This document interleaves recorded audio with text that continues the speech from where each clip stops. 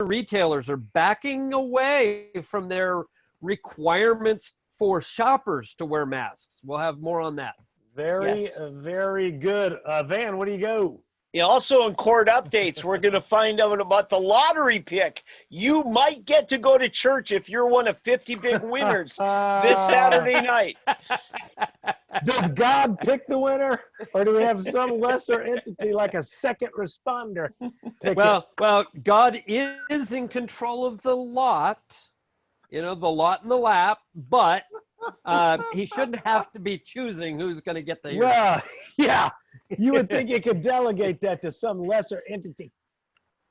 All right, well, listen, we were going to do all sorts of things beforehand, but because of the desperation of the man to shut down our amazing effectiveness here on 3D Politics, we continue to roll right through all the obstacles, knowing that the Matrix will track us down and shut us down in another way, shape, or form, but we will still, like a weed and a virus, continue to deliver the viral load to those who try to push us down. So, Oldham, we had to push your story from last week to this week because we had mayoral candidates that pressed into the local scene, which is always pertinent.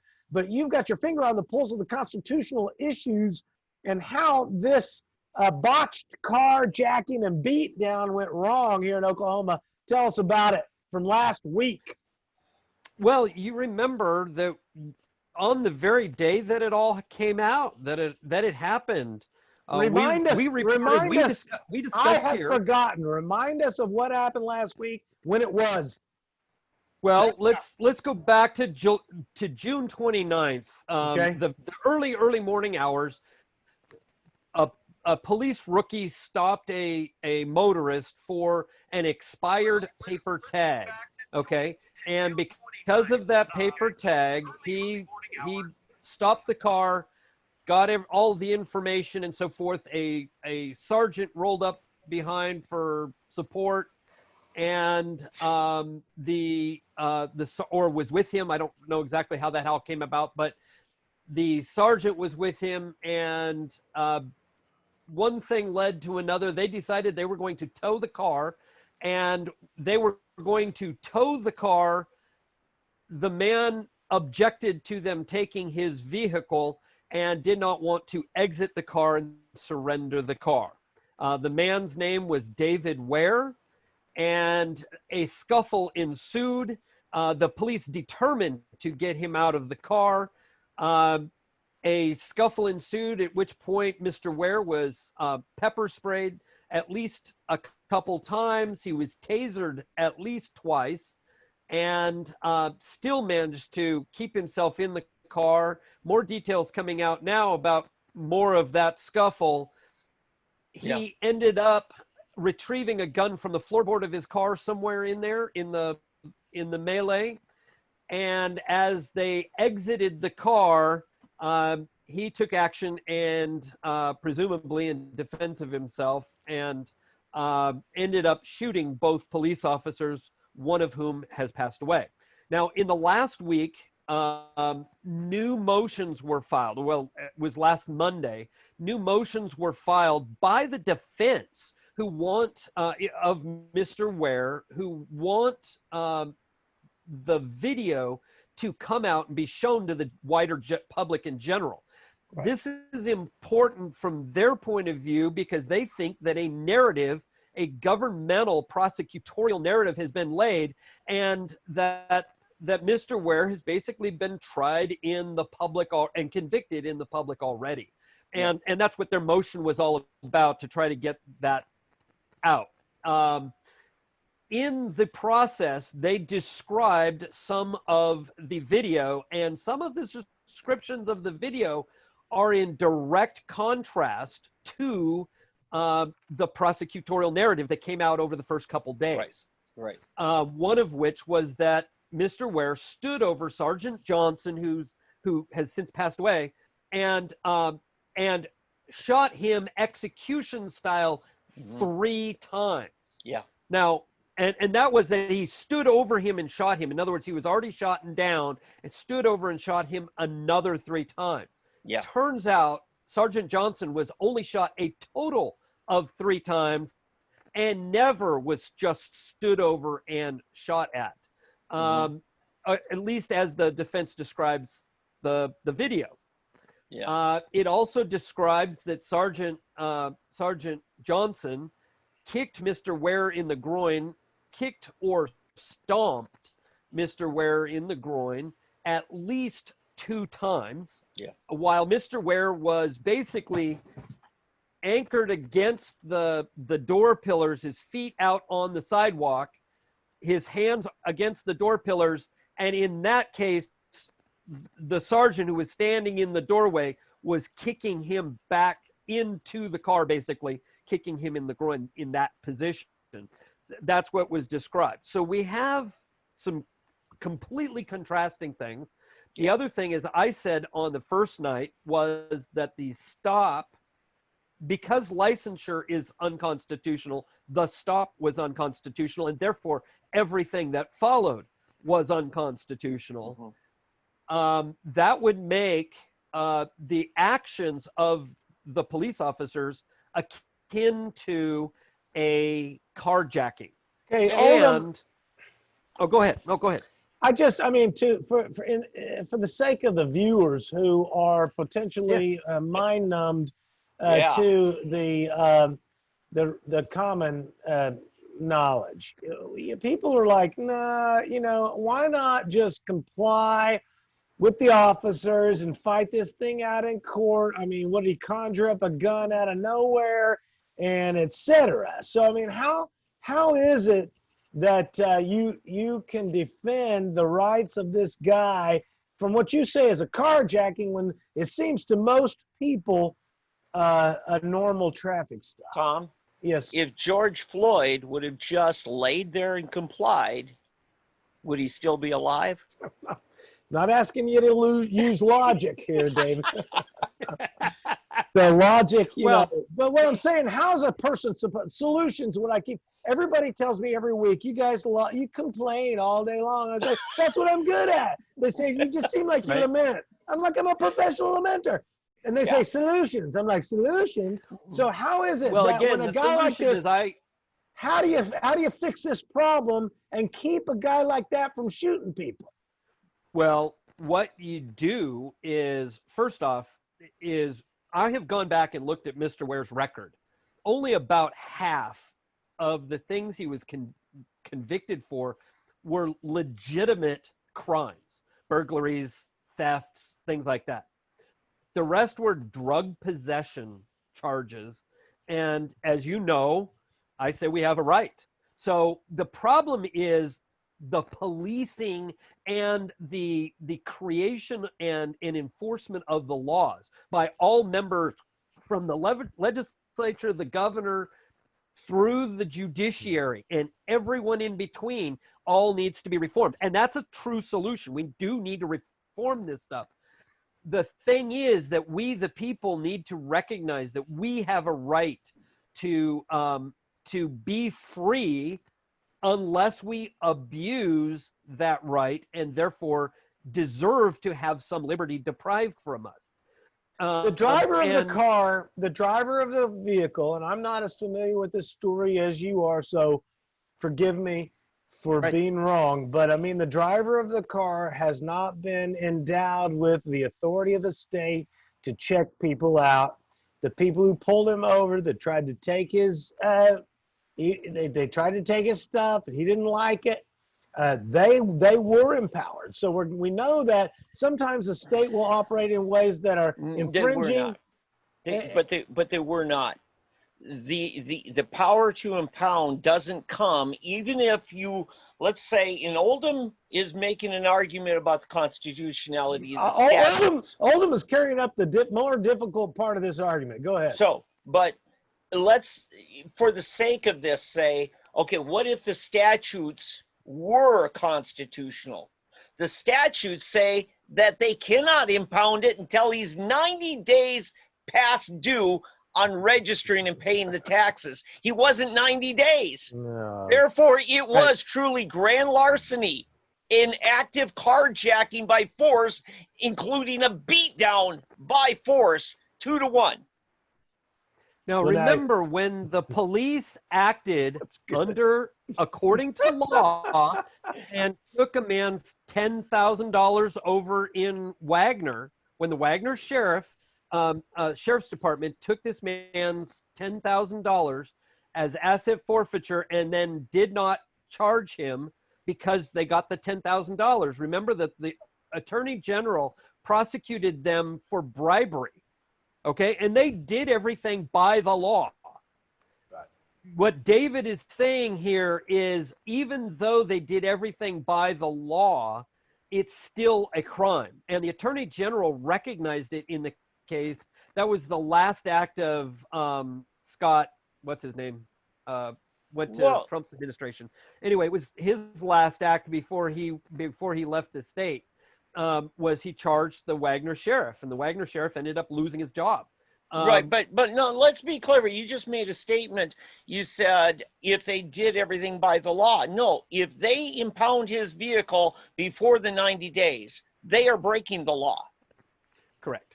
Yeah. So Correct. it's larceny, worse. which Well, is a they were felony. okay. They were Tommy, go ahead. saying they were operating. I mean, grand larceny is a little bit superlative.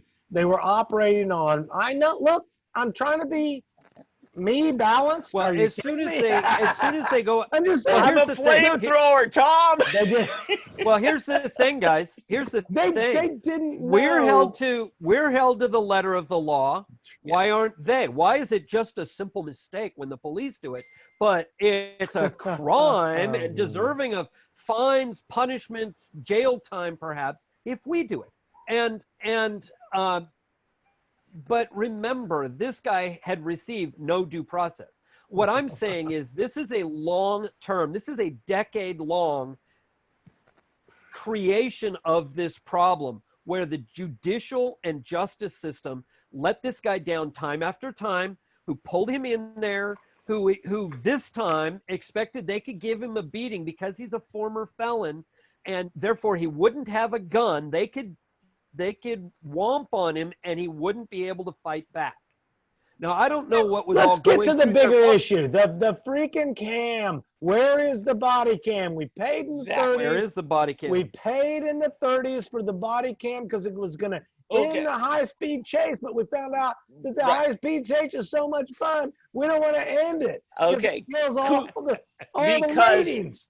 Because our great leader of keeping us from total anarchy, Dr. Mr. Dart? Mr. Steve Oh. Kunzweiler, Oh, I thought said, it was Dr. Dart. yeah, we're going to have to release it, just not yet. Why not yet? Because it's condemning.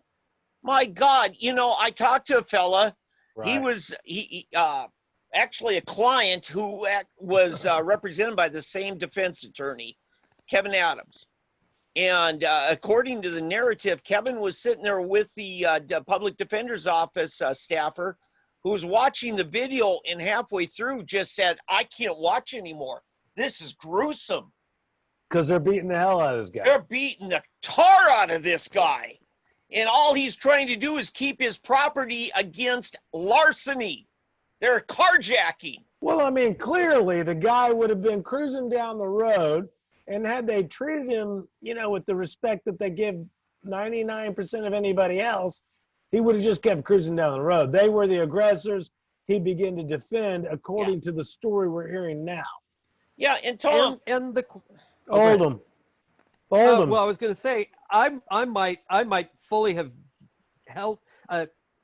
conducted myself differently than Mr. Ware, but I would have been extorted by the state for fines, fees, towing, etc. When I did so, even though I was in the right. Right. And that happens every day. The problem, and that is the problem, is we expect that we have no redress of grievances. So where else do you fight? And especially if the taking of the vehicle is an imminent harm to you because you can't get to work in the morning, you don't have the 25 or 30 bucks Okay, for, one more for on this Uber one, or whatever. Yes, Okay. one more on this one, Van. What do you? All right. Yes, and remember, at the founding of our state, it was already declared in our Constitution and in our first statutes. You don't take a man's horse, no matter what he's done. He Right. needs his horse. Okay. Today it's his car. The problem I have with this is we've got a law that says, Tom, if you and I decide we're going to break, go steal some watermelons out of Mr. Jones' backyard garden. Dang it, you blew our cover. Go ahead. And Mr. Jones sees you prowling in there and he decides to shoot and kill you. You know what?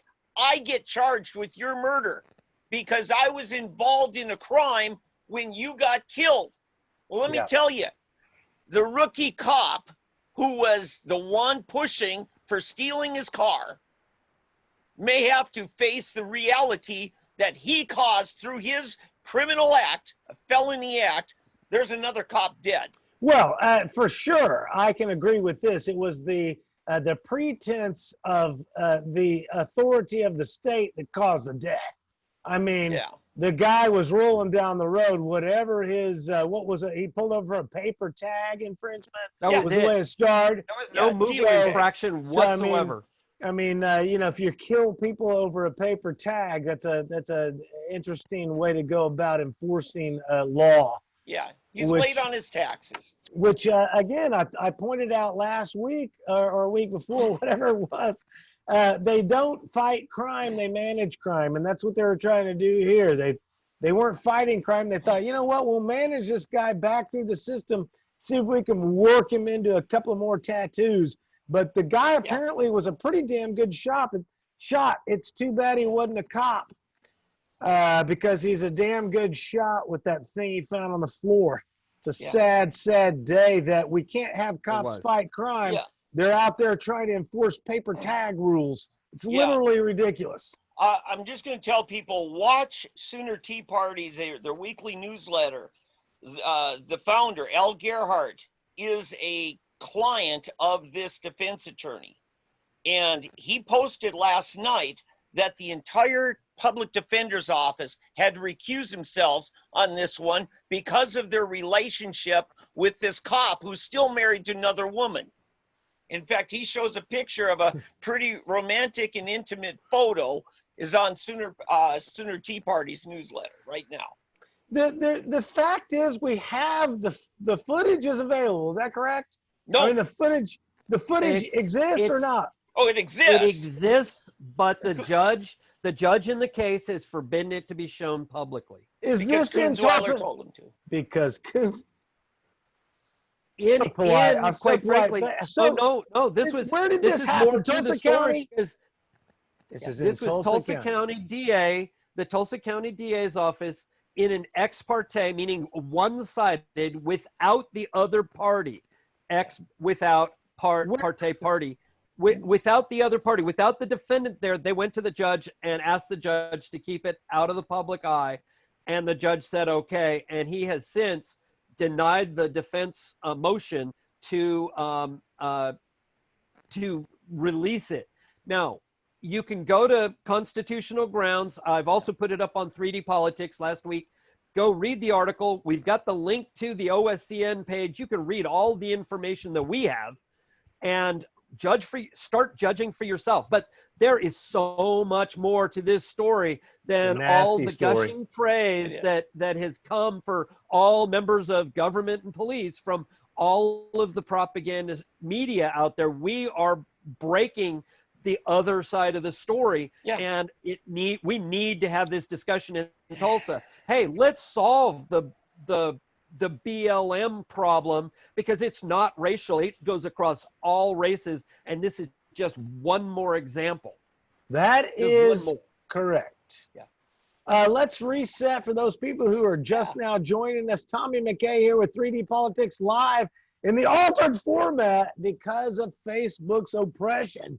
But once again, you can find me at Tommy McCay on Facebook and on Twitter. You can email me, 3dpoliticslive.com, McCay @ We've got David Oldham, constitutionalgrounds.com, and David Van, Soonerpolitics.org, as usual. I'm sure Blake Barber's out there somewhere watching because, God, if it weren't for him, we'd have nothing to do.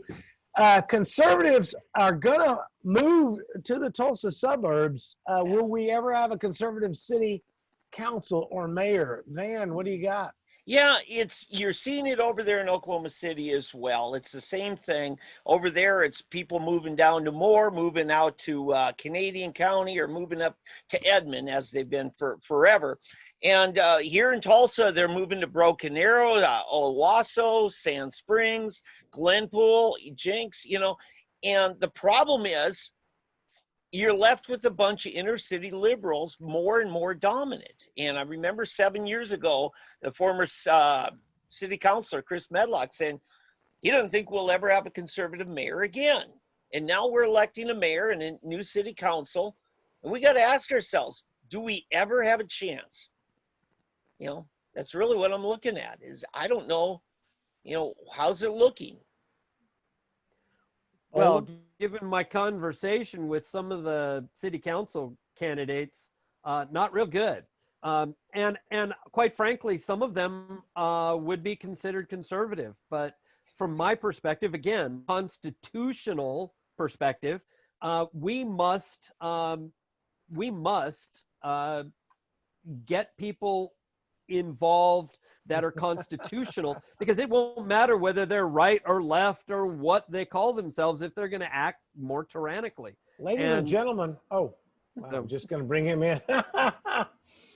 Hey, we got Rick Hubbard coming in on the line here pretty quickly. Oldham, sorry to interrupt you there, but Rick is no, please. There he is. There is Rick Hubbard connecting to audio. Rick, are you there? Can you hear? There we go. I am. Beautiful. Excellent. Nice job. I love your studio. Yeah. I feel like that. Man's got to do what a man's got to do. He's got glowing halos around his head. That's beautiful. That's beautiful. Rick, we're rushing you in. We told you to show up. I didn't enable a waiting room, so you just came right on in. Oldham, do you want to continue? No, that's my fault. My fault. I'm glad you're here, Rick. You're our big headlining topic tonight. But Oldham, finish off your thought there. Well, the thought is that people run to where they can find more freedom. I'm doing that. I mean, good people. Ask Rick Hubbard how that worked out for him in Broken Arrow. Exactly. Well, the thing is that, and Broken Arrow is one of the better cities. No doubt about it. No doubt. And they're still horrible. We have so much work we have yet to do. But the thing is that it's the whole path of least resistance principle. And if you have the ability to move and there's an easier path out there, you take it until you're backed up against the wall, and then you have to put your foot down. But the Declaration of Independence talks about this, that people are disposed to suffer while suffering is tolerable. And that's what we're seeing is right. Okay, there's a place I can go, and as long as I can get there and afford to get there, I'm going to go there, and I'm not going to have to worry about it. Yeah, because and everybody else, it's like, no, go ahead. Typically, people are not the aggressors. Government is the aggressor. Government carries all the force. Government always goes around crushing every people. Usually people are like, hey, look, I'll just kind of like go over here and you leave me alone. And the government's like, no, no, no. And they chase you down, stomp you out, take your car. Well, let's remember that government does represent people. And the reason that government is acting tyrannically is because people want them to act tyrannically. We all know of, like in Rick's case, we'll get to that, and here I'll just start introducing it. Rick basically got swatted. He had the police called on him when he was doing nothing, but exercising a liberty of his, and he was called and basically had a false police report filed against him. What happened to that? Therefore, the police act that way because they have so many people calling them. I don't even know that we got a 911 tape. Do we, Rick? Yeah, I have the 911 call, and it's basically there's two of them. There's a lady calling in that says, "Hey, I don't know if this is legal," which is fine. And then the next one was from the fire station number 6 in Broken Arrow, that said a lady, just a mysterious lady, had driven up and said that I had pointed my rifle at her, and she just didn't feel like sticking around, so the firemen decided to call it in. Okay, so 'Cause you're that's on hearsay. fire. That's Hey, Yeah. Back up. Let's hold on, back up for a on. minute. Yeah. Hold on. Just real quickly, we're kind of adjusting the order in which we did things because of my ineptness. Later in the show, we're going to talk about the mayor and the cops backpedaling from the mask ordinance. I've got a confirmation from Craig Immel that he's going to be on our show. Mayoral candidate. Also, Dr. Dart threatens us all. Right now, we've got Rick Hubbard on the show speaking about how he was oppressed by the man. And let's kind of revisit how it was Rick Hubbard got smashed down and how it is he's sitting with us today. Who wants to start with that? To remember, not everybody is familiar with the Rick Hubbard case in our audience tonight. I got Rick. Ask him. Can you share with us what happened to you on that evening? Just Sure. in real short. Yeah, long story short, everybody. I was out for a walk. I was open carrying at a park. Apparently, somebody didn't like it too much. Made a 911 call. To this day, we still don't know who that person was. Haven't been able to track them down. And the police originally arrested me on obstruction charges, and then added pointing the next day, just to keep me in jail.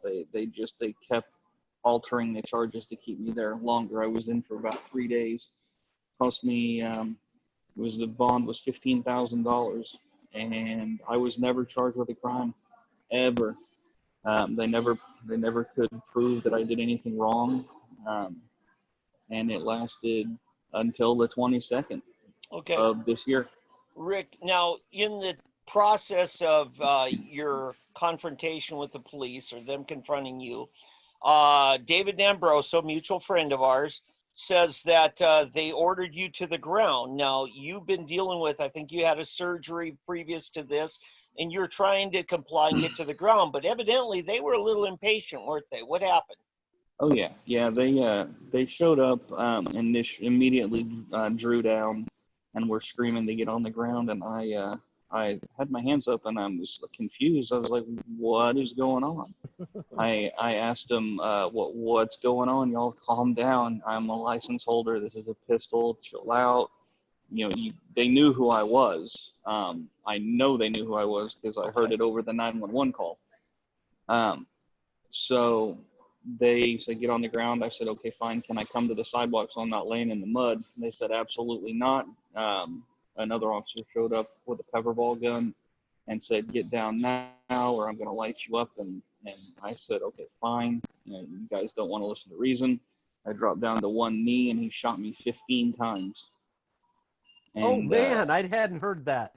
Yeah. 15 times with pepper ball. Yep. 15 times he shot at me. And now, just so you guys know in context, in Oklahoma City, the detention officers at their jail killed a man with pepper balls. They lit him up. I don't know how many of that might have been closer to 100, but the pepper balls can be lethal. We haven't even showed that one was necessary here, and yet they decided 15. Okay, right? Yeah, they and the funny thing is, and I mean this is just speculation on my part, but I believe it 100%. They were aiming on the side that I had a handgun. I had a handgun on my hip, and they shot me up and down the right side.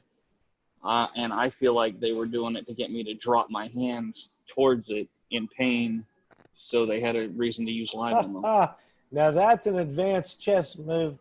There, I'll say, I got to ask a question. At the moment they decided to, quote unquote, according to their glossary terms of enforcement, light you up, what did you do or say that made them feel like lighting was the time to light? I don't know. I mean, To did this you day, I say don't know. you jumped, you went for your gun, you dove to the ground and rolled like little Joe? What'd you? Now, I mean, the probably, thing is, what triggered them to all of a sudden decide it was a time? I don't know. I don't have a clue. It could have been me saying, "What the hell are you doing?" Have you Down. seen the footage of your own abuse? No, they still have my property. Has anybody And seen it that you know of? They have no nothing. badge cams, Tom. No. Nope. They claim that There's nobody no footage. showed up. Nope. Okay. Nobody that showed up had a dash cam or a body cam, and just conveniently, every single surveillance camera in the area was either pointed the wrong way or malfunctioning. That's plenty handy. He's lucky to be alive. Very. Yeah. So I No, got a you- couple you of were comments. recording it. Gentlemen, hold on, gentlemen. I got Okay. a couple of comments. Timothy Harper is watching. Good man. Timothy Harper says, hello, Rick. Tim here. And also Matt Gore says, did they know that Rick was recording prior to them shooting? Yes, they were very adamant about me shutting it off, and I'm pretty sure that that's why I'm still here. Yes. Wow. How about that? Wow. Try Just through, remember- please. We'll bring it out. We would only have the cops' narrative if Rick wasn't alive. Right. Mhm. And they were, the first thing they did after they put the handcuffs on was snatch my phone and run away with it. Wow. And so where is the phone now? Have you gotten it back? No, it's still in the evidence room along with my firearms. I understand they pressed you for password, et cetera, to invade your private space there. Is that correct? Yeah, they wanted, they ordered me to give up the passcode to my phone so they could do a blanket download of it. They wanted everything. On top of the video, they wanted my pictures, my phone calls, my emails, text messages, social media, anything they could get to go fishing for something. Let me ask the Davids a question. You think that kind of information wanted from Rick Hubbard would be considered social contact tracing information? Speaking of social Well, that's exactly what they're doing with contact I guess tracing. so. Aside, let me just interject real quickly. I think that anybody who runs for Congress and wins should be subject to contact tracing, not for COVID, but for contact tracing. Yeah. That's a joke. Now, here's a unique thing. And Rick, I know you and Tim Harper have been friends and probably are closer now as a result of this because he went through the same thing. In fact, the very night that you were accosted and hauled off, Rick was accosted by the cops over in Oklahoma City that very same night. And but his turned out a little bit differently. Although later on, Prater went after him, and Prater's still hanging on to him. I said, it was probably 6 months ago. I said there will never be a charge filed in this case against Hubbard. They're basically going to run out the clock and eventually give him his guns back. They were trying to shut you up, Rick. Oh, absolutely. And the only reason it's done now is because I beat him on a technicality they didn't see coming. And as far as Tim's case goes, that's a joke.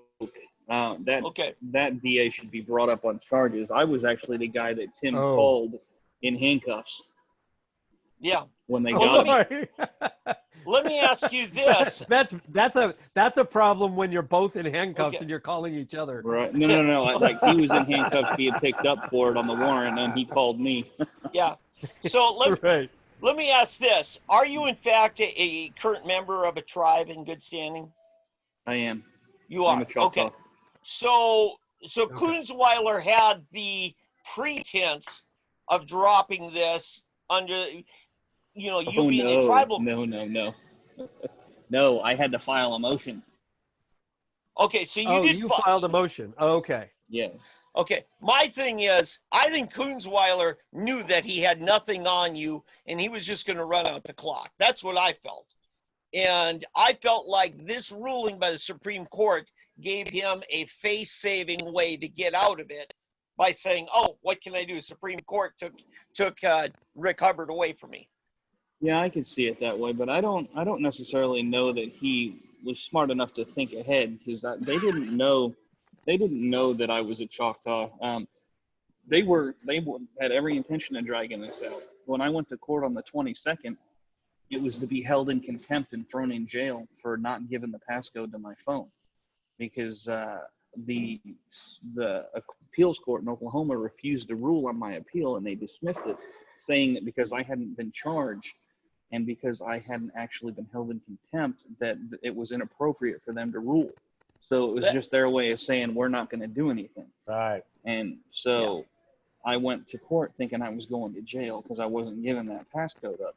Yeah. And way to go, by the way.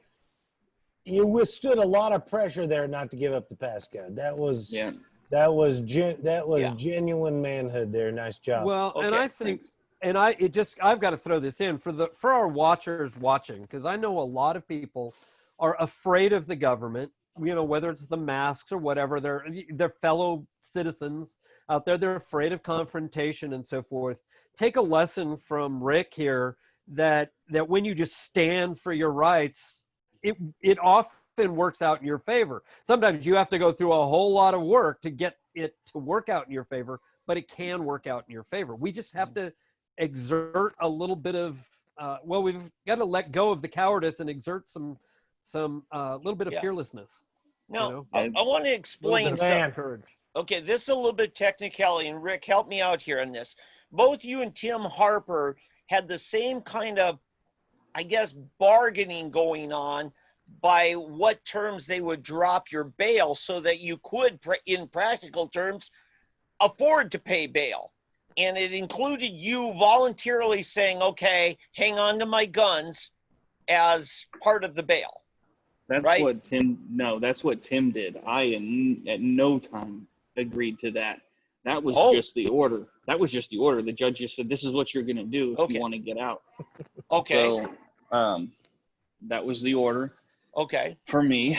God, that judge needs to be up on charges. He's a well, special let it judge, so I'm he's sorry, appointed. but let it be a lesson to all that just because the judge orders it doesn't mean it's so. Mm-hmm. It doesn't mean it's legal by any stretch. Yeah. Okay. Anyway, sorry to interrupt you, Rick. Go on with what you were saying, please. You're all right. Basically, the judge is a special judge, so he's appointed. It's going to be pretty difficult to get him removed, just as is the judge that ordered me to give the passcode up. Now, I went to that court date on the 22nd thinking I was going to jail for contempt.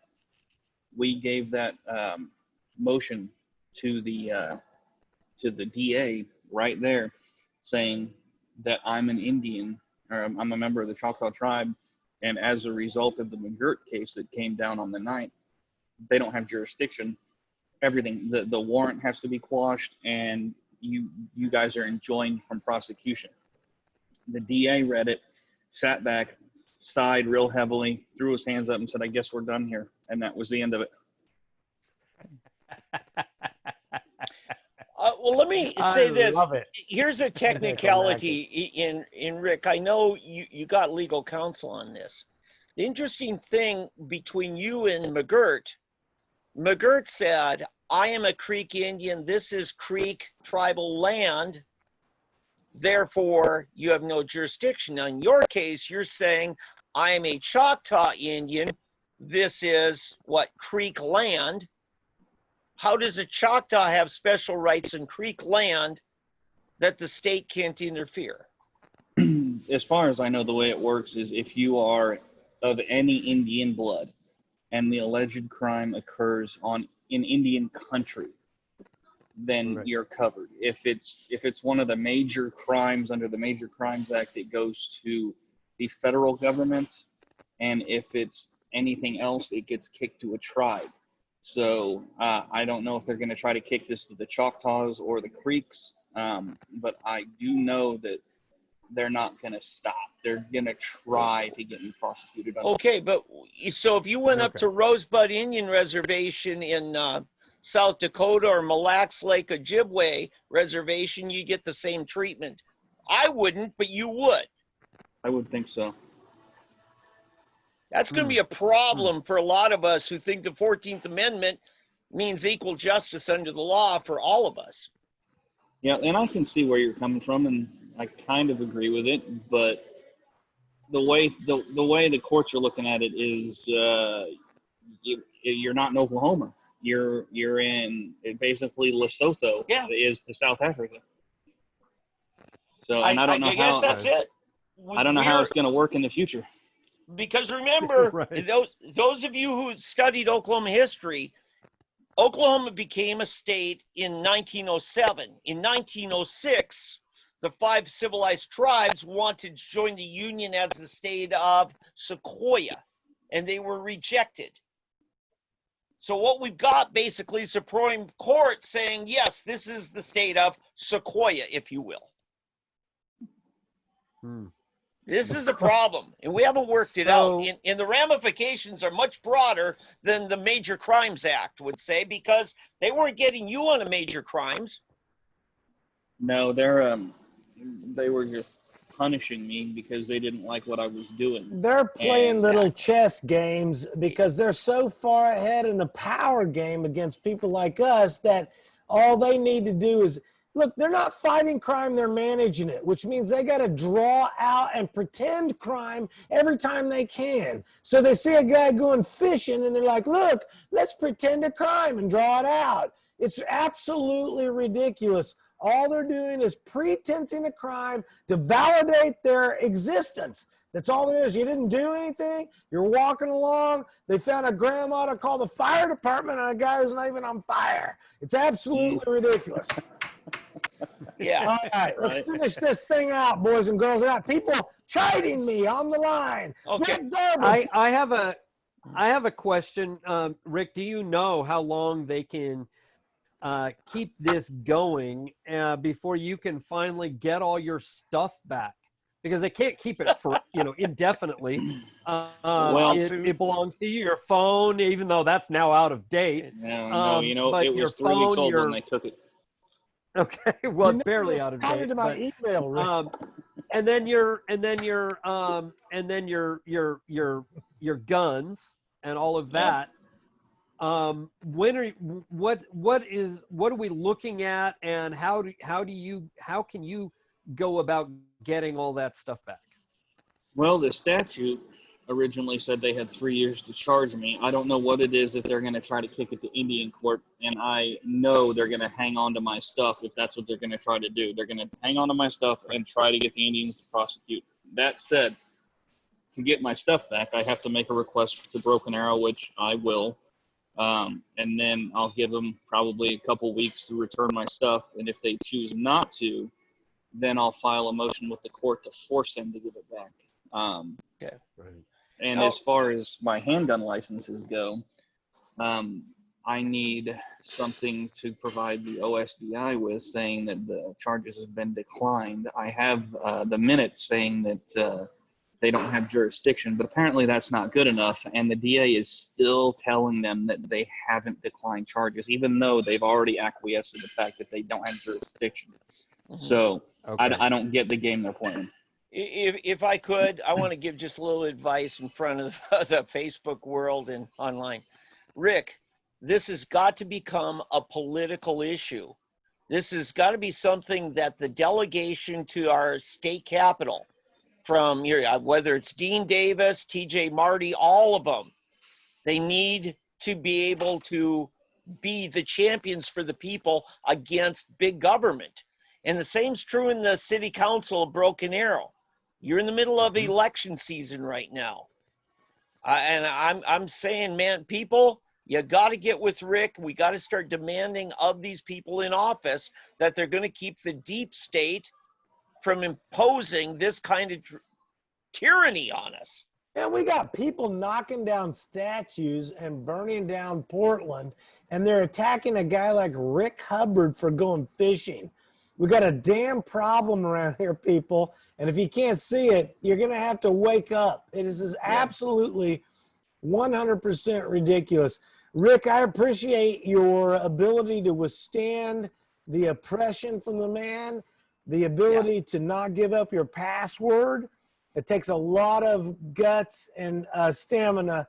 There's a lot of peer pressure going on, and you're withstanding it. I, for one, appreciate it. We're going to do everything we can to help you out. I appreciate it. Thank you. And I want to ask you, Rick, before you leave us, what do you need? What do you need from the people? What can we do to help you? At this point, I would say call the DA and say end it. Stop playing games. Give him his stuff back and let him live his life. But The now, DA, Broken is Arrow, that Kunzweiler? yes, Yes, Broken Arrow Police Department as well. You need their cooperation on this, right? absolutely. Yeah. Okay. I need them to give me my stuff back, acknowledge that they lost this one, and move on. Yeah. Nice. Yeah. And Tom, I'm telling you, Rick Hubbard, you can tell here, he's not a flamethrower. He's not a hothead, like some of us. And you know, Tim No Harper. reason to call me out. I mean, I'm just sitting here. And Tim Harper, the same thing. And I thank God there's people like this. Yeah. There's a right place for a guy of the calm, peaceful countenance and deportment of guys like him. Trust me, you find a libertarian walking down to go fishing, he'll fold like a cheap lawn chair in a breeze. Are you kidding me? You can't find a libertarian that'll stand up for this crap. Yeah, I'm just telling you, this guy and Rick Hubbard are doing the Lord's work in Oklahoma. God. Right. Rick, we appreciate you hanging in there and being All right, on the thanks. show tonight. We'll bring you back again as soon as we know something more. Thank Sounds you very good. much. Thanks, guys. Thank you, See ya. Rick. Thank you. All right. Nice job, Rick. Yep. Man, am I glad we are here for him. That's Yeah. all I can say. Well, It's him on the it's 11 interesting. right Well, it's interesting that although some of the story got out, not all of it got out, and Right. it's amazing what parts didn't, because I learned a lot. I did not know about 15 pepper balls just repeatedly and at his gun side. So if he flinched, he's going to flinch toward the gun. Talk about, who man. knows if I that thought was- I was who knows paranoid. This guy's way ahead of me. I mean, he's Well, got the. I mean, who knows what their individual that's- motive was, and if that's, but I mean, it could be. That could be all part of training, Who knows? Um, That is advanced God. understanding right there, making me flinch toward my gun so that they can say later. I mean, this is nasty world we live in. Nasty. Well, if he is correct in that, those are murderous thoughts. That is That's called premeditated. That is That's first degree. premeditated. That's premeditated. Premeditation. Oh, absolutely. That's premeditation. Oh, absolutely. And under color of law, which only makes it worse. Makes it Worse, Hitler. not acceptable. Worse. All right. Hey, Oh, we God. got more coming up. Ladies and gentlemen, we are just crushing down the minutes on. You know what? All we need right here is a commercial. Well, here it is. Listen, 3D Politics every week on Monday night. No matter what they try to do to shut us down, we'll be back here like a nasty weed growing in your lawn. With the three big things you need to know. The three, I call them the three magnitudinal items that you Do need. we really want to be associated with that radio station at the moment? Are you kidding me? We're going to have to talk about that. That's Oh my three big God. things you need to know. I God. call the top three items of magnitudinal importance. But that's Yeah. just, you know. But Oldham, do you really want to be a moronic knuckle dragger? Oh my God! It takes- Oh, I already am a moronic knuckle dragger, don't Oh you know? my God. That's just so you guys know. Okay, That's so- what. Huh? Okay, so we have completely interrupted Tom in his Here trying to we reset go. everything. Let's Okay. just But reset. let's- because Okay, go ahead. Then we'll let everybody in on the joke because Yeah, they have I'm to know about what to we're set talking it up. This morning, Dan Potter was reported to have said that those who will not comply with the mask edict are moronic knuckle draggers. Now, evidently, this was part of his interview with Mayor G.T. Bynum, who said nothing to condemn that kind of statement. Even though Bynum has totally backed off of it and has said on the radio, he said, you know what, there are people with health conditions that don't need our judgment, don't need our grilling and our second guessing. You know, what I've learned from watching sports is that knuckle-dragging morons can't run as fast as monkeys. Yeah, there you go. Okay. Remember that Yeah. one? Well, Look at that monkey. But here's go. here's the thing, and this is the point that I want to make. Yes, Dan Potter did of KRMG Radio, Yeah. Cox Media Group. Yeah. Oh, that's Yes. an M? I thought it was an Yes. N, as in Nancy. I thought it was And French they radio. are the purveyor of the three big things you need to know. That's Correct. That's That's the why we were inside joke, making light folks. of it. That's That's the joke we were Can't getting at believe earlier. we have to Okay, so explain this. Tom but McCay here's- with but 3D here's- Politics every Monday night. You're insane if you're not watching. David Oldham from ConstitutionalGrounds.com. David Van from pseudopolitics.org. Oh my God, we just got through interviewing Rick Hubbard, man Yeah. oppressed by the government, and still yet standing, speaking what they call truth to That's right. power, ladies and gentlemen. The mayor and the cops are now backpedaling from the mask. absolutely. They say that they're threatening a trespassing ordinance, which of course isn't a problem with the government. It's a problem with the private business. So, you know, if you're doing business with a bunch of jerks that require you to wear a face mask, go somewhere else, because otherwise you're going to be up against a trespassing law. Right. Man, what do you And one know? other thing, you're wondering why my friend Mr. Trustman is here. It's baseball opening week, but according to Rush Limbaugh, we may have already seen our last game of the season because an entire team is on lockdown for COVID. All right. I mean, come oh wow, I didn't know that. Yep. Okay. on. So I wanted to celebrate baseball for the few days that it actually existed this year. Oh, and by the way, and they're just as bad as the soccer people, where they put in crowd Thank you. noise in an empty stadium. I don't know if you guys Thank you. watched. Yeah. Okay, so we Oh, didn't God, talk, you we know didn't talk I about it last Yeah. week. We didn't talk about it last week with Fauci and his throwing out the first ball like a 2-year-old who can't even throw the ball. It was horrible. But he was one of only a very few select important people that got to sit in the stands and watch the game. The entire stadium was Yeah. completely No, National guys. Stadium was completely Right, empty right. except Okay. for Fauci, his 2-person group that were with him, the 2 Right. other people that were with him. Yeah. But And I don't know who else, but Okay. I But what couldn't I want pick to out say, too many. Friday, my daughter called and says, Dad, let's go to a ball game. And we haven't had a father-daughter date in a while. So we did. And I would say there's over 1,000 there. It was a great night. And I'll support the minor leagues. Those are guys who, they're not the kind of people who kneel during the national anthem. You know, the major league people, I'm done with them. Okay? I'm a Vikings fan, or I was, but I have no reason to watch an NFL game this year.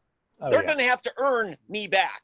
Yeah. You know, but listen, these guys who are struggling for a chance, I'll support the Scab League, okay? But not Right. this bunch of millionaires who think that the best thing for their future is to have some social cause that makes them cutting edge bad boy. Hey, if you were an expert in politics, I'd be watching you on firing line. You're an expert in sports. Play the game. I don't want to hear Yeah. your damn opinion on politics. That's I right. tune into sports for sports. Yeah. If you're looking for basketball and you're here, you're in the wrong place. So anyway, so that's my little deal on baseball. That's a distraction tonight. Let's get on with Well, the we show. were talking about Damn it, that was my favorite part. you were talking about the city basically backing off on some of the their requirements. Well, quite frankly, it's run the gamut, and it's not just the cities. The cities are finding that people aren't complying. They're finding that the retailers aren't all going along with it. We just had just over the last couple days, major retailers who have openly come out and said that they were going to require everybody to wear masks as shoppers. Places like Walmart, Lowe's, Home Depot, Walgreens, CVS. Notice that their competitors all have backed off on their mask requirements, and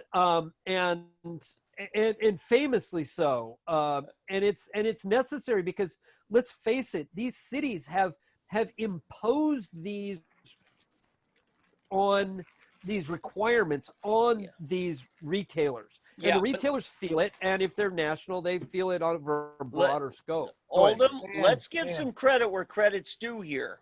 I don't know if it was the FOP or if it was Chief Franklin, but a letter came out a couple of days after the city council passed to where they said, basically, we're ignoring it.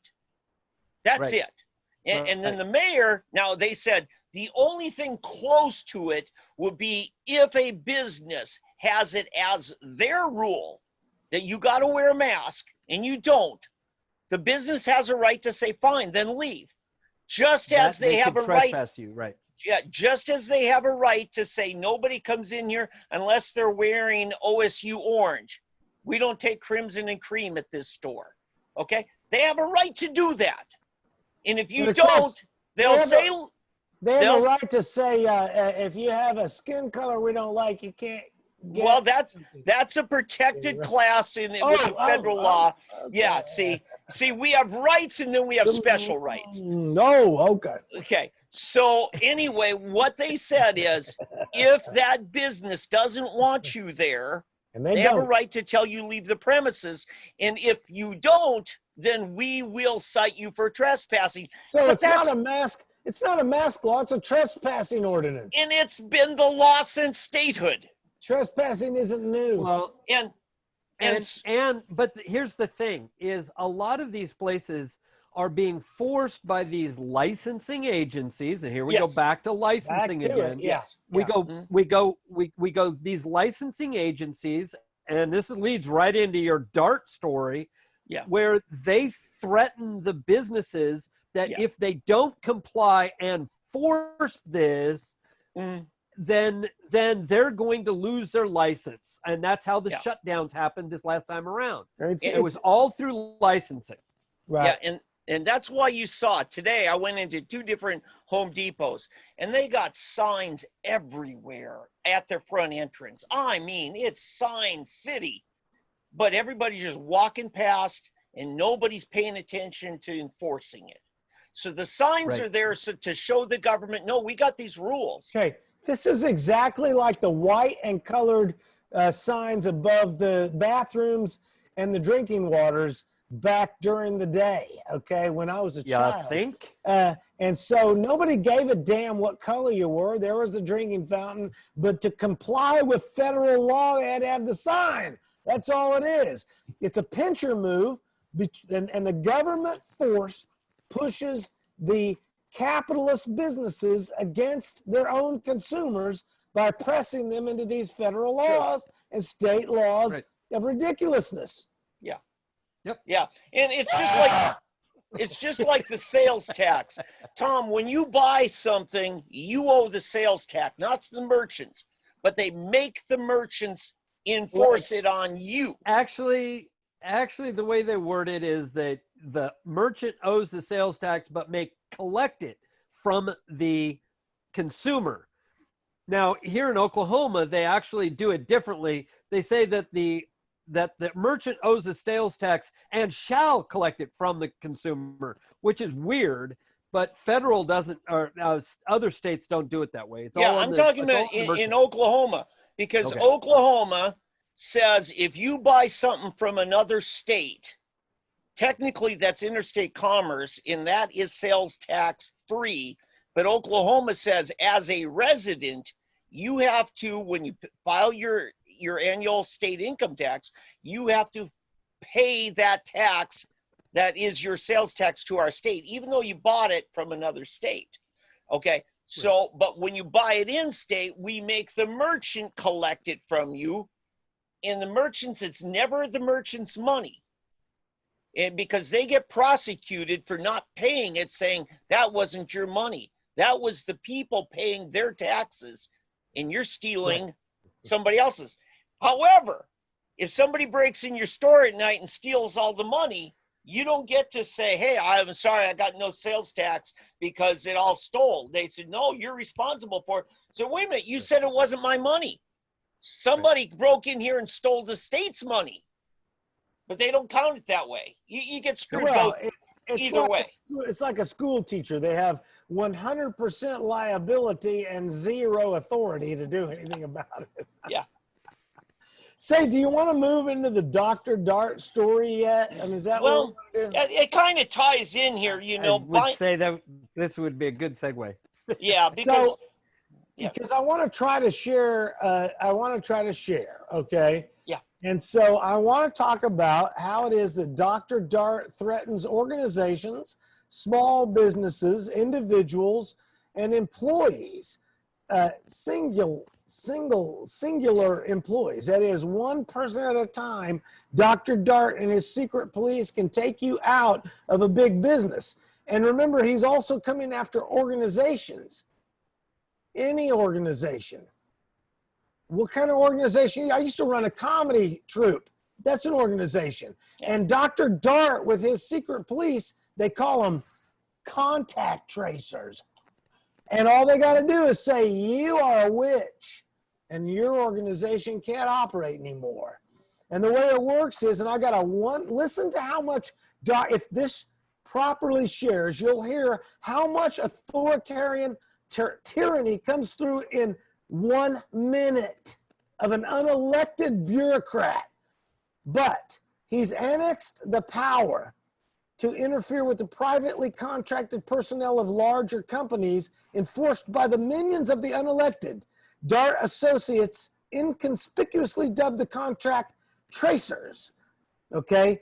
Despite his continued fear-mongering from the pulpit of G.T. Bynum, Dr. Dart's regime will not take responsibility to warn the public of his data that shows impending spike of infections, which you're going to listen to if it works properly. Dr. Dart says, if your organization, say you're at the bowling alley and you work at the bowling alley and you find out that a coworker at the bowling alley has COVID, then the contact tracers from Dr. Dart will come in and work with you on how to tell everybody in your organization and how to work with limiting people in your organization. The Dr. Dart and his regime will not be responsible for telling the public that there might be a spike in death at the bowling alley. So if there was really death at the bowling alley, do you think he'd leave it up to the bowling alley to tell you? Yeah. All right, we're going to see if I can share this screen here. And while you're doing that, Tom, remember, Dr. Dart is just as much a physician as Dr. Oral Roberts is a physician, as Kenneth Hagin is a physician, because they're called doctor, don't you know? Right. Yeah. You know, again, the doctorate degree conveys nothing specific to medical. This guy has a doctorate in administration, healthcare administration. You know, so I'm telling you, this guy is an empty suit. He is the epitome of deep state. And the sad thing is he's been empowered by who? G.T. Bynum, the guy who doesn't know how the buck ever should stop at his desk. And so he's always looking for somebody else to make the hard decisions and take the heat for it. Well, he might make the decisions, but he wants somebody else to take the heat for it. That's for sure. Yeah. I feel like this is Brady Bunch here, and Tom's moving over. Well, I'm trying to share this screen, and I'm having a trouble figuring out how to do it.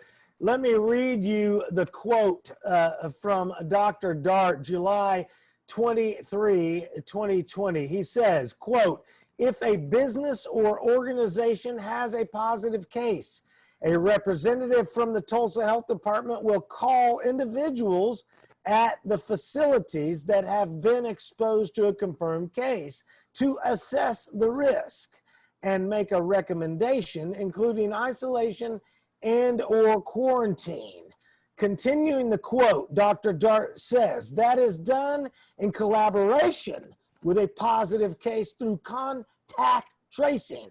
Risk of exposure depends on the situation and the type of employer. For example, a small business where employees work in close contact with one another may result in the need to close the business while the employees all quarantine and monitor for symptoms. In a larger company where the person who was positive was unlikely to have been in close, prolonged contact with every single employee, our quarantine recommendation does not apply to the entire company. Case investigation information is confidential. Here we go, kids, with the real meat of Dr. Dart's deceit. He says he's found death, and he says case information is confidential. That is, the case of death that Dr. Dart finds will remain confidential. It will not be released publicly by the Tulsa Health Department. For example, throughout the response, our contact tracers may identify a workplace and will work with that workplace to make recommendations to notify risk of exposure, but the workplace may elect that information public. But the THD will not replace, will not make that information public. What Dr. Dart is saying is he will hold the business responsible for having the death at their business, but he won't tell anybody about it. Dr. Dart is totally deceitful. And he will not have to prove any evidence because he'll say that evidence is confidential. Correct. Right. Right. Well, and the other thing is, again, this is the whole contact tracing. If it was done in lawfulness, I wouldn't have too much trouble participating, but they have proved themselves to just shrug at the law and disregard it in complete and utter lawlessness. As we have talked from the first minute of this show, all we have talked about is lawlessness, lawlessness, lawlessness from government toward us. I mean, that, and so we want to start talking about solutions. It's like we've got to start talking about law and order and applying that to our government officials. You know, we've talked almost ad nauseum about getting, GT of late anyway, GT just to take responsibility, or at least apply responsibility toward him for the decisions that he's making, the unconstitutional decisions that he's making. And it's just mind-boggling how they think that this is, at all lawful, or they have these authorities when you have every right to remain silent and not participate in these things. Now, has Tulsa come out with anything that says that there's going to be, a fine if you don't participate, if you don't comply? No, it's all up. Again, this is like when I argued about the curfew. They said we're going to use graffiti laws. They said we have a problem with graffiti, so we're going to use a curfew law to enforce the graffiti laws. Well, laws can't enforce, it takes a human. So this is what they're doing with the mask thing. The mask thing can't be enforced, so what they're using is trespassing laws to enforce another law, because there is no law. I was born without a mask. I was born this way. I walk around without a mask. You can't force me to be a way I wasn't born by law. It's ridiculous. And that's the thing. When they borrow from other laws which were intended to deal with other things, why? Because they don't have the political support to actually enforce their tyranny on the current issue. This happened to me about 4 years ago. All of a sudden, somebody knocks on my door. I'm a city inspector. You can't park a business vehicle in a residential neighborhood. It's my contractor deal. I've got ladders on it, and it's got the name because it's a commercial vehicle. In order for me to get my commercial license plates, I have to have a name on there.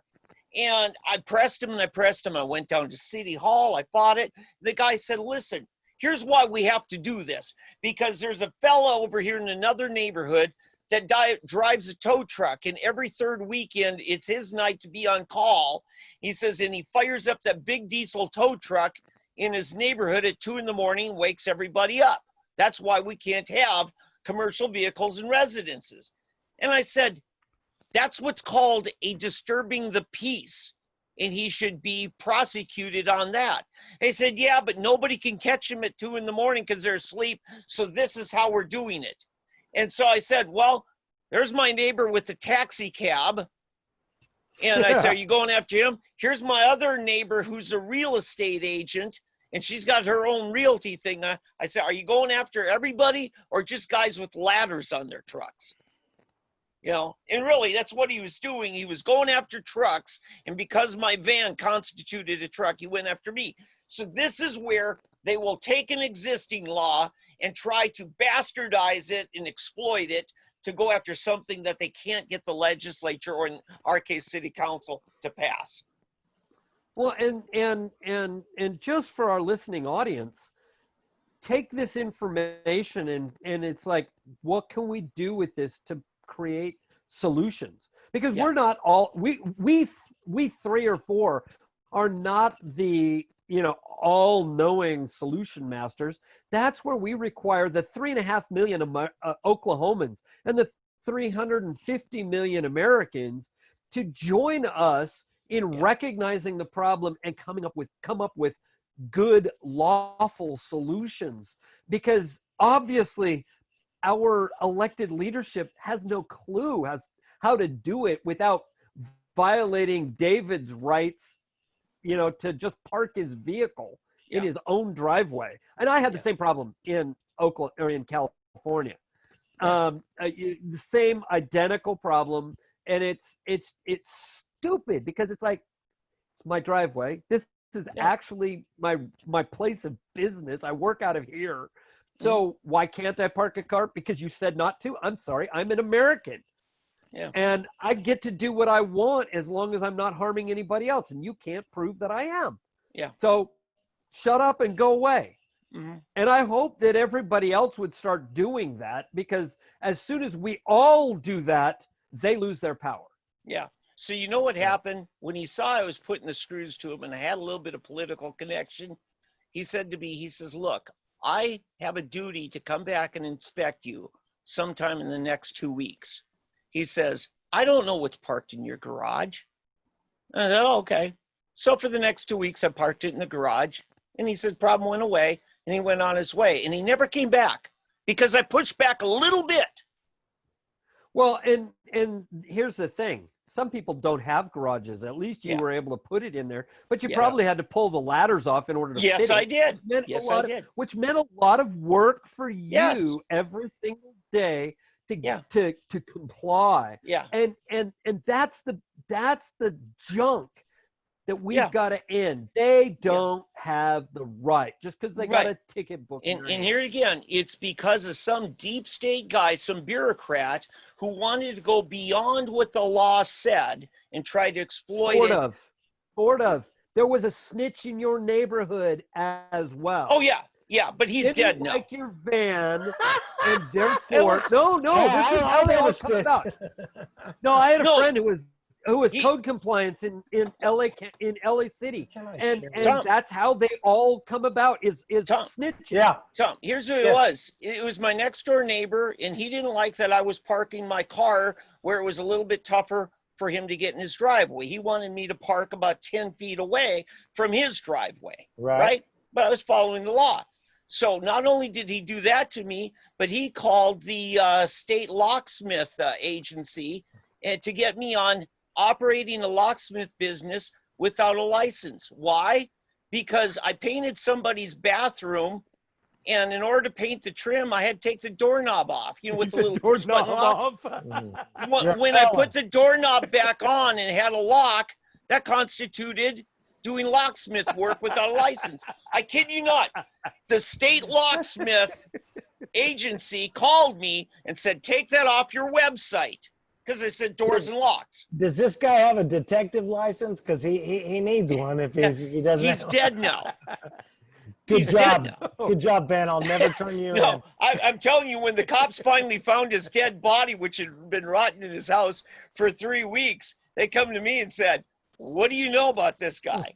And I'm like, That's nice. some cops came by a couple weeks ago and was telling my Yeah. neighbor they were looking for him. So I went over and I put a penny on his back tire of his truck. And nice truck, about a $50,000 really fancy truck. And so I showed the deputy, I said, "Here, see," I said, "I figure you guys were looking for him, maybe like it was a warrant or something, because he's had stuff repossessed before, you know?" And I said, "Here's the penny." I put it there. I said, "He hasn't moved that truck." And he says, "Well, we're not suspecting he's gone. We just found his dead body in the house." Ends up, he was an alcoholic and a diabetic, and he was in a coma. Diabetic. Gee. Yeah, and Man, lived he had it alone. all covered. And lived alone, yeah. Wow. And again, but people, Tom, I want to say this. You don't have to pray for karma. It just happens as a natural law. Well, yeah, karma's a thing. That It's is not- its you have to- definition, right? It's right. beyond all of us. Well, if you have to try, yeah, you know. it just Okay. does. But we do have to reset here a little bit and make sure Oh. we cover the OSHA and your court update. Yeah, And, yeah. and we still have some Because business I yet. was Yeah, never, but for some but reason, I was wanna never do it- able to share that. I can't want to do a figure out- tie-in. I want to do a tie-in for you. Shit. Dan Potter called us a bunch of moronic knuckle draggers.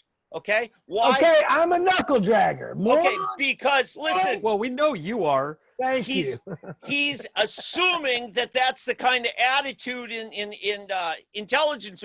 He's never had a health condition then that precluded him from being able to wear every mask. And you know what? Well, here's the problem with Dan Potter. Dan Potter is a propagandist for government lawlessness. But I'm making my point, David, is that Okay, sorry. he's not had to deal with some of the constraints that other people have. And I said, until he has to face it himself, he's going to be one of these simple-minded, blissful people with an arrogant, judgmental attitude. But you know what? Karma happens, and we don't have to pray for it. It just happens. He'll get his. Well, and that's a great segue you. into what I'm talking about, because I was talking on Saturday. I'm out playing soccer with a bunch of people, and some people mentioned that they had severe anxiety about the masks. Yeah. And I said, it's not so much that it's unreasonable anxiety, because did you know that your mask is actually a hazardous airspace, a confined airspace that is a hazard to you? And they looked at me a little bit quizzically, because they'd never heard anything like that before. And what I wanted to do was share real quick, trying to find it to share it, but we did a video. I won't name the gal who did the video because she needs to remain Paula nameless. Abdul. Sorry, I just said it. Paula Abdul. The blonde Paula Abdul. Whatever. Paula Abdul. The Kids don't know. anyway, I'm trying to find let me find my page. So. Why can't I share my screen? I don't know. Well, Am I stupid? I don't know. I'm Is it able possible? to share mine. So I let me can't just share- find I the can't right fi- one. Yeah, where'd you find it? How do you share it? I'm pissed. I shared last time. Share down at the bottom. Yeah. Let's see. Go down here. See? Oh, look, I You found it. can- I can share mine now. Aren't you special? Okay. Well, What for some happened? reason, Wow. I'm struggling to find the pay that particular This is fun, isn't it? dang. I wanna I've got show this. some So, let me- video of some let me pretty find it. dancing Let me girls find in it this bikini. other way. let me find it this other way. While he's doing that, I want to say, for those of you want to know more about the Dan Potter KRMG, we did a story on Sooner Politics. Now you're and, talking. yeah, Now you're so I just talking. wanted to put that up there so you can see it. You look it up. It's on 3D Politics Facebook page. So Is that take a Dan look at Potter? that. That's Dan Potter. Oh, I thought he was much better looking than that. Yeah, I know. But he's He always much more talks about- intelligent. Statues don't fall far from their IQ. Yeah. What can you do? That was actually me so- trying to see if screen sharing works for me. Yeah, I can screen share now. Good. Now I'm back to it. But it'll take us all the way back to what I was Oldham, Well- you must not be living right. Yeah, karma. there's something. There Okay, we so go. let's take a look. Hang on, let's take a look and see if. Okay, can you see that video? Man, can we? You I can. see. Okay. Double click it. So what we need to do is, let me stop it right here real quick. So what we have is Hold on, it's not right. running. Wait a minute. You're just showing us your Explorer, Windows Explorer. Yeah, you're gonna have to double Okay, click. I asked you if you could see it, and you. Well, yeah, indicated you I could. see the We can file see it. name. Yeah, got double it. No, I Before. said, can you see the video? Hang on. Yeah. Hang Double on. click it. Okay, hang on. Yeah. Okay, Oh, hang on. that's not me. I thought we were the- winning. The thing will not play. It will not play my player. It will not allow It's me to not my play the fault. player. Oh, here, hang on. Let's see what's this. I got Okay, one. here we go. I got it. And let's. Okay, now, dang. It's late in the show. Tom got popcorn, huh? We got Rick. They made me. They made me start to do this. Okay, so here we go. Good, because when I come on, I'm gonna look good when you're done. Here we Oh, go. yeah, you are. Yeah, because when I go, mine's gonna be like butter. All right, where is this thing? This whole 3D politics Gosh, show this is is based on a weird. true story. I'm Tom McCay, your host, David Van, SoonerPolitics.org, and David Oldham, Constitutional Yeah. Grounds. Why is this not? Tom why comes is this just not live showing? from the Bob Will studio. Okay, so I'm we're gonna gonna go do over here. this. Here we go. Here we go. This is all Okay, there true. we go.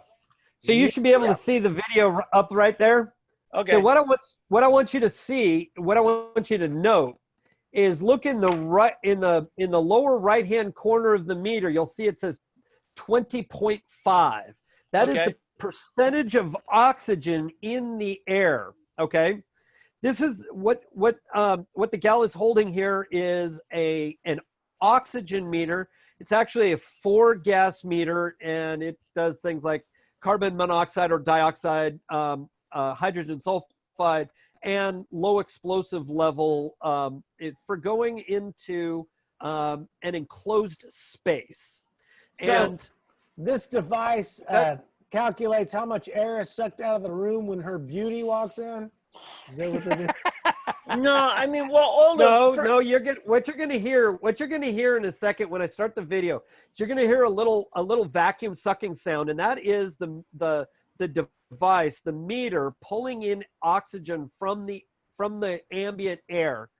And what you see in the lower right hand corner is the percentage of oxygen in the ambient air. Now I bring this up and I show this video because 20.5% is good. Well, yeah, Anything because What's that? aren't we 80% nitrogen in our atmosphere? nitrogen, and mostly nitrogen, and then a few other things in the air. Yeah, Yes, but we're yes. about 20% oxygen in our air, right? Correct. Damn it, Jim! I'm a doctor, not a scientist. 21%. So what we have is we have good oxygen here. Yes. Now OSHA has put a limit on going into an enclosed space at 19.5%. Anything below 19.5% is considered hazardous environment, and you're not allowed to go into it. Now watch this. This video takes all of 30 seconds. Watch this. So 20.5% right here in the bottom right-hand corner. Fact check. Put on her mask. The air is gone. And turn on the meter, put it up. The mask isn't even on her mouth, on her face, really good. And there we go.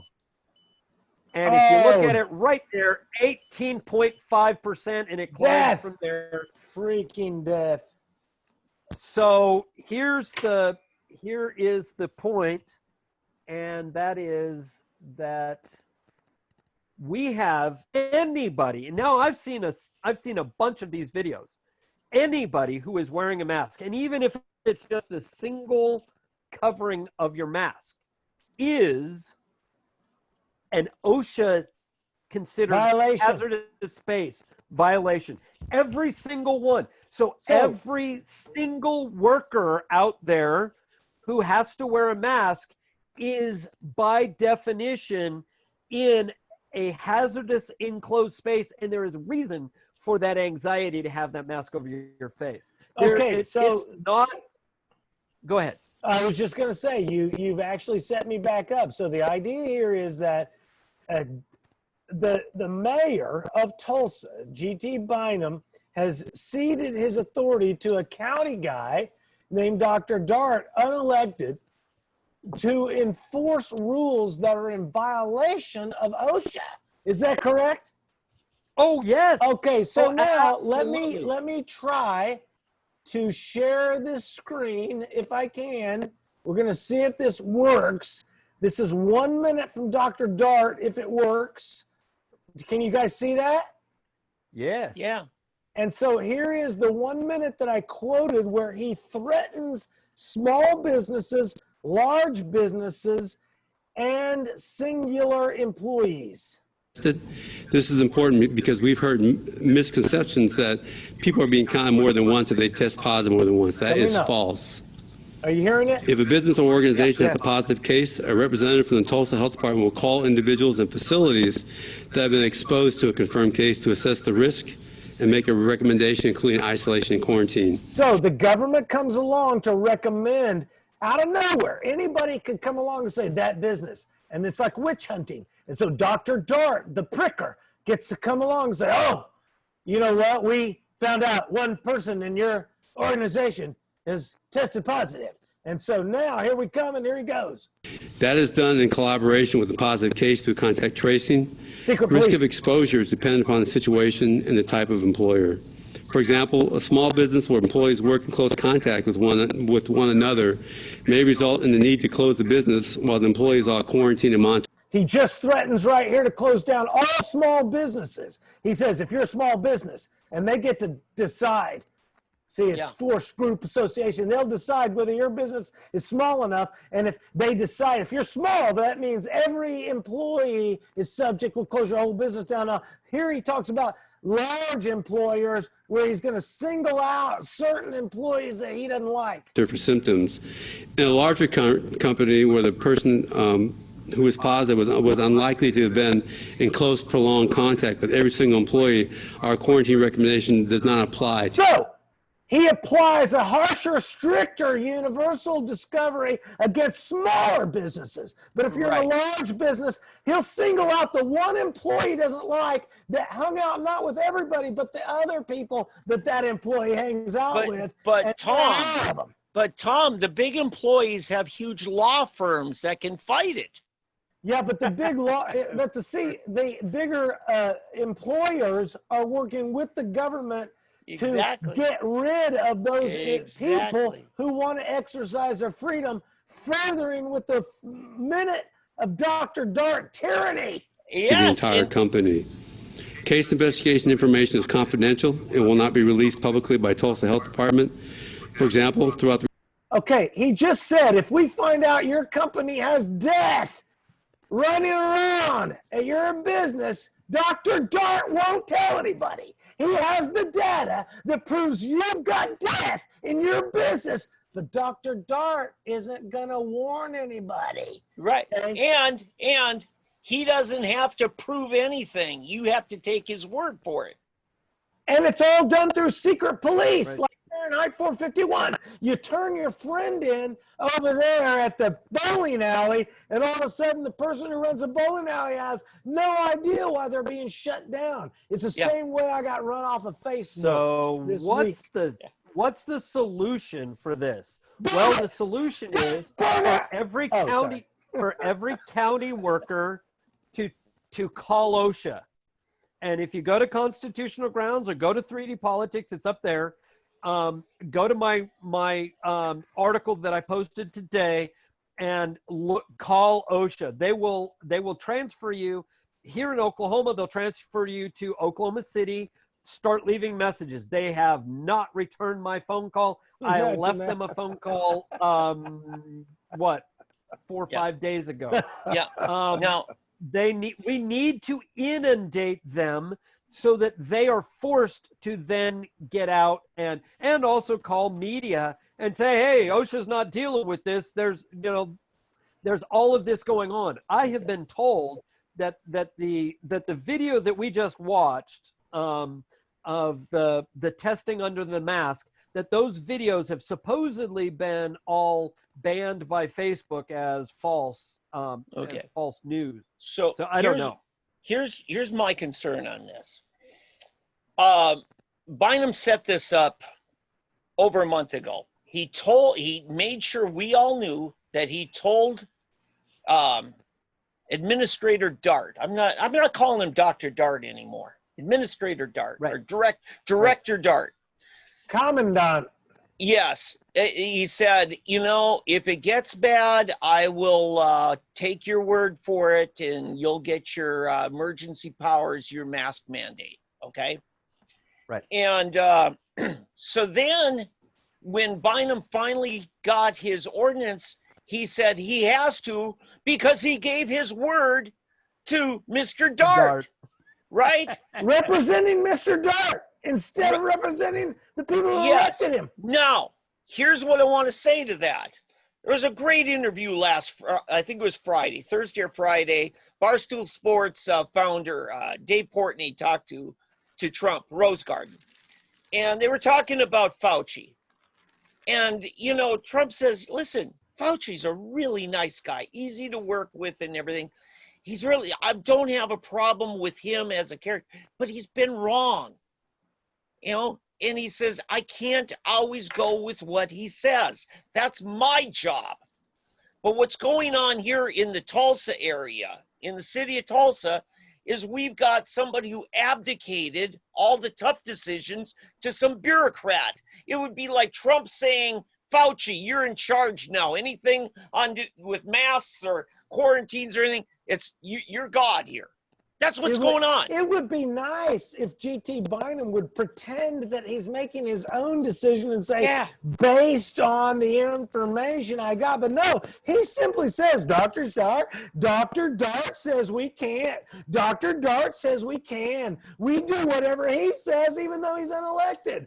And literally, I had some guy jump me on Twitter about the fact that I was complaining about Dr. Dart. He says, yeah, but it's the party that's in charge that is the one who appointed him. I'm like, it doesn't matter party. You voted for a city guy who is ceding all of the authority to the county. The division of the separation of powers is different than the concentration of powers. And G.T. Bynum is concentrating the powers. He's a tyrant. Tom, and whoever told you that is ignorant to how our city works. We don't have partisan city government here at all. Exactly. They were saying, the party. I said, what? The nonpartisan party? That was my response. Yeah. Which nonpartisan party is telling Dr. Dart to take over? Yeah. These morons run high and low from the public schools. While you're talking about morons, this is the other part. This is the other part of one to know one. This is part of the court updates. Friday, very few people talked about it. There was an emergency order by the Supreme Court of the United States. It was brought by a petition of a church in Reno, Nevada. And they were complaining that the state government was not treating all citizens, all classes, all activities, right? They're saying freedom to worship ought to be protected by our Constitution. But the state of Nevada said, if you're a casino, we'll let you open and fully operate as long as you don't have more than 50% of whatever your building occupancy is. But they said to churches, large and small, whatever denomination, doesn't matter if you got a 2,000 seat auditorium. They said churches, 50 people, period. 50, period. That's why I said at the beginning of the show, you might win the lottery and get a ticket to one of the 50 slots to go to church this Sunday in Reno. This is why GT loves this, is because he's a fascist at heart. And that is private ownership controlled by government. The company is privately owned, but the government is going to come in and say, you know what, we're going to collectively own your means of production by calculating the percentage by which you can operate 50%. Yeah. It's like, get out of my effing life. The government force through GT style fascism is absolutely destroying our capitalist society. And here's my little pushback, and Oldham really works hard on this about, let's be true to the Constitution. There's sometimes the only way you can be true to the Constitution is by political might.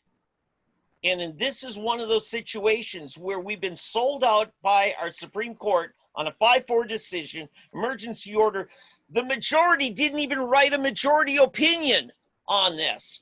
Now, the 4 that voted against the state of Nevada wrote scathing minority opinions on it. But the majority didn't even have the guts to explain their ruling. Right. Yeah, so, but this is where, there's the Supreme Court, and then there's the Supremer Court, which convenes on Election Day.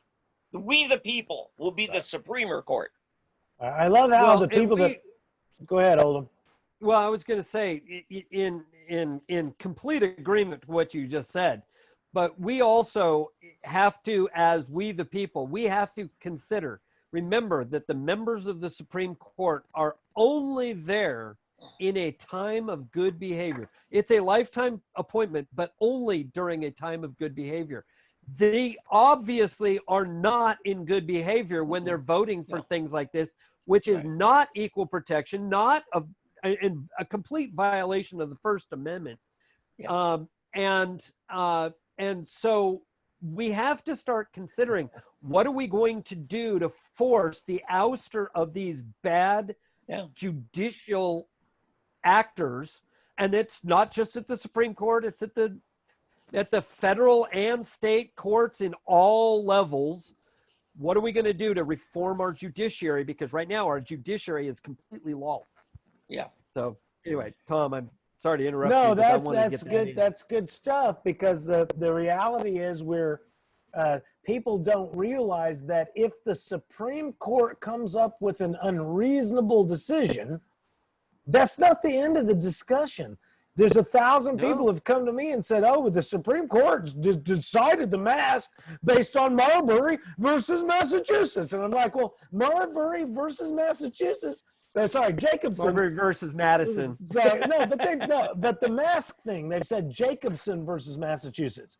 So Jacobson they've said Jacobson. Correct. But that's an argument of vaccines, not masks. And so, again, it's also a bad judgment of a bad court. So the point is, the people who love government control are the same people who are arguing against police brutality. They hate government control, but they argue against police brutality. But what they say is police brutality? They want to be able to use the force of government to control me to wear a mask, but they hate the force of government to kill George Floyd. Okay? They want to tear down statues in violation of private property and such, but they think that they are promoting freedom by iconoclasm. It's absolutely ridiculous. Yeah. Right. Yeah. No doubt. Here's the thing. I was talking recently with a congressman who said, look, if the Democrats sweep these elections, you're going to see a quick move to move the Supreme Court to a membership of from 9 justices up to 15. Because the Constitution does not state a limit on the number of justices. They've stacked it before. Abraham Lincoln did the same trick. It's the same thing Abraham Lincoln did. Yeah, but, so this is the deal here. If you can't remove them from office because you can't get the House of Representatives to impeach them, you can get more justices crowding their space in the Senate. So if you control the Senate but not the House, this is one of the ways you can move. Correct. You know, Well, is remember it, that remember that the only way right now to get rid of a justice or a lot of your judges is to impeach them. Yeah. We need other things, and that's why I say for state judges, we have to utilize Article 15, Section 2, when they perjure their oath, when they violate people's rights in their courtroom, they need to be brought up on charges so that we can skip the impeachment process, because quite frankly, that's the right. political That's right. process is never going to happen. That's right. There's two things we're missing here, and that is exercising of existing law, enforcing existing law. Just simply exercise the law that's already written, and that'll calculate about 90% of the problem. And otherwise, let's educate the populace. Let's make sure that the constituents who are literally voting know what the hell the Constitution is. And this is where our public schools have totally failed us. 100% totally failed us, is that the students of today have no idea what the Constitution is. They don't know what public and private is. They have no idea what economics is. They don't have a freaking deal what's going on around here, because the public schools have trained them in socialism, but not in individual freedom. That brings Absolutely. up a teaser for next week. Next week, we're going to be talking a little bit about EPIC and about the state education budget, which is a disaster right now because everybody's moving to EPIC. They are the #1 school district, largest in the state now. I predicted it would happen 3 years from now. It's happened now. The problem is that the big school districts, Oklahoma City and Tulsa, are getting funded for all the students they had 2 years ago. And so now the state doesn't have the money to pay EPIC because they're still giving it to the big failed school districts. I know. Let's let government do it. Yeah. So I'm telling you, it's good things, but it's going to be a showdown over our education budget. And I'll have a bigger report for you next week. Freaking Deborah Gist just came out today. She's like, you know what? Maybe we'll do 100% online. Wow. I just figured that out. I was like, my God, where have you been? 40 years of begging for more paperback books that you let the students tear up because you can't take care of our resources. You're like, wow, maybe I'll just go totally online. I don't know, Deborah. Let's smoke another one and figure it out. Let's do a survey. Maybe if we do a survey, the parents will tell us what we should do with their kids, dude. This would be awesome. Deborah Gist. And that, folks, is Tom's Academy Award moment. Jesus Christ. Why are we taking a survey when you're hired to know what you're doing, Deborah Gist?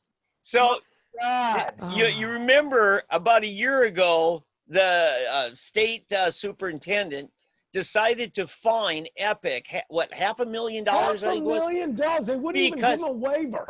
Yeah, because they put on one place of their timesheet something that belonged in another place. Trying to code properly for the state. Yeah. Right. Yeah. And so they said, yeah, we understood you made a mistake, but we're still taking your money.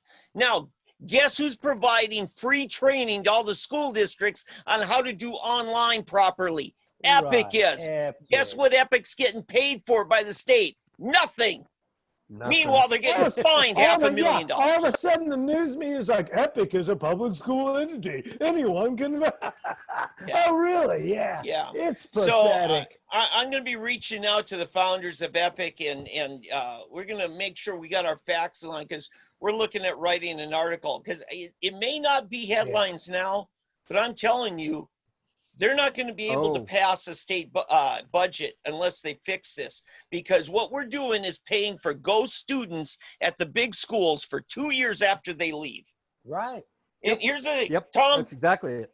Tom, if 2 years ago you lived in Oklahoma City and last year you moved to Tulsa and went to Tulsa Public Schools, both of those schools got paid for your kids, okay? And then if this year you switch them all to EPIC, guess who gets paid? $9,000 to Tulsa, $9,000 to Oklahoma City, and only $4,500 to EPIC. Who's actually teaching them? And I can be 21 years old, not enrolled in anything, and roll through an Oklahoma City public school food site and get fed like a murder hornet. Yeah. Okay? It's ridiculous. We're paying people we don't even know who they are. We're feeding people we don't even know who they are and pretending it's education for the children. Tom, Oklahoma City. Every one of our state legislators, senators, and House of Representatives is responsible for this because they wrote that code. Right. They said this is how we're going to do it. Right. But we're going to talk about this next week, not this week. The public schools, if we keep talking, it will be next week. The public schools are paid for pieces of paper turned in, not for lunches served. When it comes to the cafeteria, the money is made by pieces of paper turned in, not for lunches served. If we got down to the type of intricacy that the federal government does with private business, they wouldn't let you pretend you were serving lunch by turning in pieces of paper. They say, no, we gotta see the lunch is served. But the murder hornets that kill people are fed by the Oklahoma City public schools. That's how it works, kids. So that's next week. Next week. Oldham, touche, man. You got me there. All week long. Anybody else before we close it out? We did Rick Hubbard. We did all sorts of GT Bynum stuff. We did whatever else we did. Anything else? And the three big things you need to know. The three magnitudinal inferences. You knuckle dragger, you. Dan Potter, it takes one to know one, you moron. And so the thing is, though, the three lawless fool. I will just call him the lawless fool. Dan because Potter, that's what he please. is. He's just a lawless fool. I'm sorry. I will guy. call him that. Anybody can share that. He'll call me a knuckle dragger. I'll call him a lawless fool, and I'll be able to prove my point. He can't prove it. He's what I haven't dragged my knuckles for at least a month. To try to give Dan Potter a little of respect. Dana White, and what does he call him? He calls him, I don't know what he calls him. I don't know. Anyway, we were trying to get out of here, and I interrupted. I had a line, but I ruined it. Ladies and gentlemen, Tommy McCay right here with 3D Politics every week, 7 p.m., Facebook Live, no matter how we have to connive. I've got David Oldham all the time on constitutionalgrounds.com. David Van, Soonerpolitics.org. One day I'll remember my joke, and I'll bring it to you then. Don't forget, we've got Craig Emmel and other mayoral candidates in Tulsa coming up.